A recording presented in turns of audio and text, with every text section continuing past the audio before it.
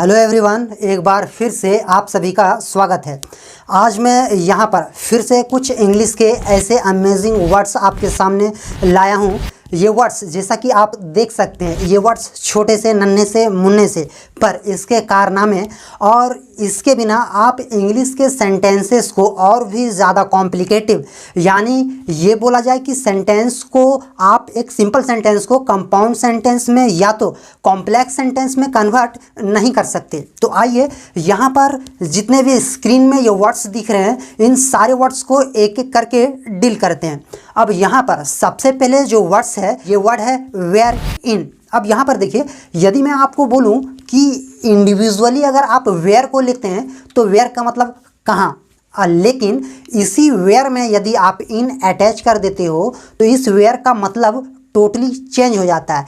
Where इन का मतलब जिसमें। अब यहाँ पर देखिए, यदि मैं इस तरह की सेंटेंसेस में बोलूँ कि वहाँ पर एक बैग है जिसमें मेरी किताबें रखी है, कई बार इस तरह की हिंदी सेंटेंसेस बोला जाता है। आपने उस लाल बैग को देखा है क्या? उस बैग में कई कलमे रखे होंगे। अब आइए इसी वेयर इन से मैं कुछ सेंटेंसेस हिंदी में लेता हूं और फिर उसे इंग्लिश में कन्वर्ट करता हूं। जैसे यदि मैं ये बोलूं कि यह सेक्टर 27 है जिसमें रोशनी रहती है, it is sector 27 wherein Roshni lives. आइए नेक्स्ट वर्ड्स को देखते हैं। यदि यहाँ पर नेक्स्ट वर्ड की बात करें तो ये नेक्स्ट वर्ड है अराउंड। कई बार हम लिटरेचर पढ़ते हैं ना, तो लिटरेचर्स में अक्सर ये वर्ड अराउंड का यूज होता है। तो यहाँ पर आपको याद रखना है कि अराउंड का मतलब आसपास। जैसे यदि मैं आपको बोलूँ कि यार शर्मा जी कल स्कूल 10 बजे के आसपास ही पहुँचेंगे, वह कल 10 बजे के आसपास पहुँच सकती है।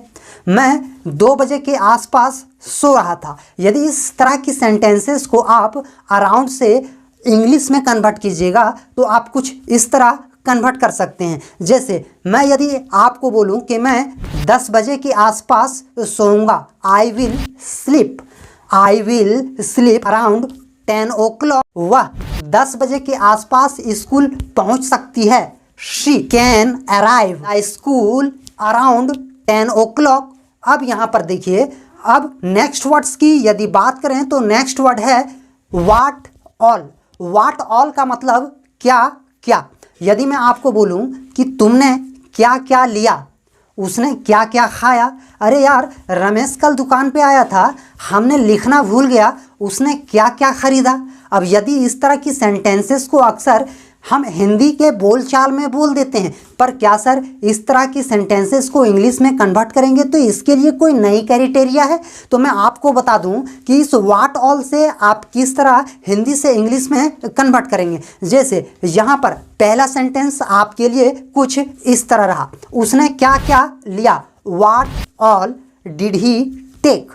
और दूसरा सेंटेंस इस तरह है, रोशनी क्या क्या खाती है, what all does Roshni it. आइए नेक्स्ट वर्ड को देखते हैं। नेक्स्ट वर्ड है फ्रॉम होम। फ्रॉम होम का मतलब किससे।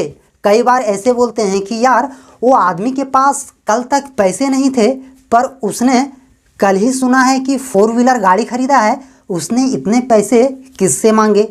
कई बार ऐसे भी बोलते हैं कि यार परीक्षा में उसने पेन नहीं लाया था, पर उसके हाथ में मैंने 3-3 कलम देखा, उसने कलम किससे मांगा। और यदि इस तरह के हिंदी सेंटेंसेस को आप इंग्लिश में कन्वर्ट करेंगे तो आप कुछ इस तरह इंग्लिश में कन्वर्सन कर सकते हैं। जैसे इस सेंटेंस को आप देख सकते हैं कि तुमने पैसे किससे मांगा, from whom did you ask for money. अब यहाँ पर देखिए, इस सेंटेंस में आस्क फॉर, यदि आप इंडिविजुअली आस्क अगर लीजिएगा तो आस्क का मतलब पूछना, पर इसी आस्क के साथ अगर फॉर को अटैच कर देते हैं तो ये एक फ्रेजल वर्ड हो जाता है। और फ्रेजल वर्ड का मीनिंग ही रूट वर्ड से कुछ डिफरेंट होता है, तो यहाँ पर आपको कंफ्यूज नहीं होना है। अब यहाँ पर देखिए, इसी वर्ड यानी कि फ्रॉम होम से फिर से एक और नेक्स्ट सेंटेंस बनाते हैं, और ये नेक्स्ट सेंटेंस है, तुमने किससे कलम खरीदा, from whom did you buy the pen.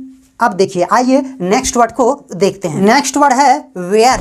अगर मैं आपको बोलूं जैसे वेयर, ये बार बार आ रहा है, ये पीछा नहीं छोड़ रहा है वेयर, पर मैं भी वो इंसान हूं जो मैं तब तक पूंछ को नहीं छोड़ता जब तक पूंछ को उसके वजूद से उखाड़ ना दूं। अब यहाँ पर देखिए वेयर्स, यानी वेयर में एस यहाँ पे जुड़ा हुआ है। हमने क्या बोला कि किसी भी वर्ड को आप यदि इंडिविजुअली लेते हैं तो उस रूट वर्ड का मतलब कुछ और ही होता है, पर उसी रूट वर्ड में अगर कोई अल्फ़ाबेट जुड़ जाए तो उस वर्ड का टोटल मीनिंग चेंज कर देता है। अब यहाँ पर वेयर में एस जुड़ जाने से ये तो सबसे पहले प्रोनाउंसिएशन में वेयर पढ़ा जाएगा, और वेयर का मतलब जहाँ कहाँ होता था वहीं वेयर्स का मतलब होता है जबकि। अब यहाँ पर देखिए कई बार बोलते हैं कि यार मम्मी तुम मुझे हमेशा डांटते रहती हो, जबकि मैं हमेशा पढ़ता हूँ और रोहन खेलता है। कई बार इस तरह की भी सेंटेंसेस बोलते हैं कि मैं काम कर रहा था जबकि वह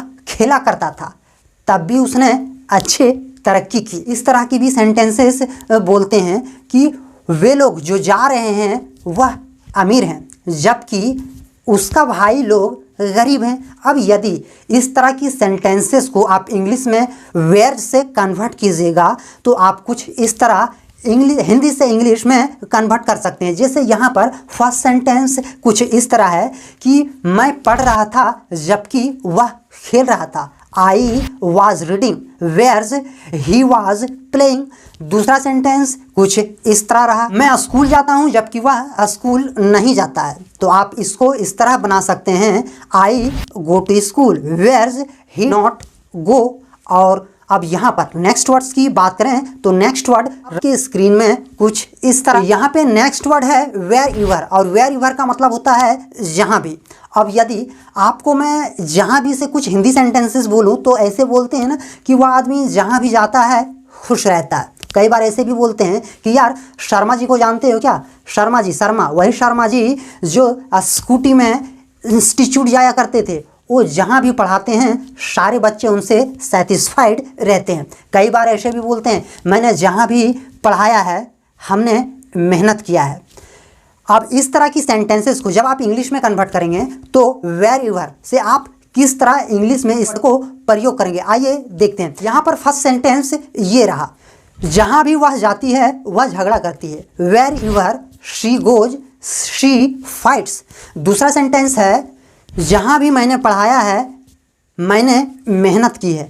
तो आप इसको कुछ इस तरह बना सकते हैं, wherever I have taught I laboured. और नेक्स्ट वर्ड अब यहाँ पर आपके स्क्रीन में कुछ इस तरह, वैन एवर। वैन एवर का मतलब जब भी। अब यहाँ पर देखिए कई बार ऐसे भी बोलते हैं कि वह जब भी कहीं जाता है बीमार हो जाता है। पहला सेंटेंस कुछ इस तरह रहा कि जब भी मैं वहाँ जाता हूँ मुझे डांटा जाता है। Whenever I go there I was scolded. और दूसरा सेंटेंस, जब भी मैं हंसता हूँ वह नाराज हो जाती है। Whenever I laugh she becomes disappointed. अब देखिए आइए नेक्स्ट वर्ड्स को देखते हैं। और नेक्स्ट वर्ड ये रहा, देयरफॉर। देयरफॉर का मतलब इसलिए। कई बार ऐसे बोलते हैं कि उसने मुझे मारा था इसीलिए मैंने भी मार दिया।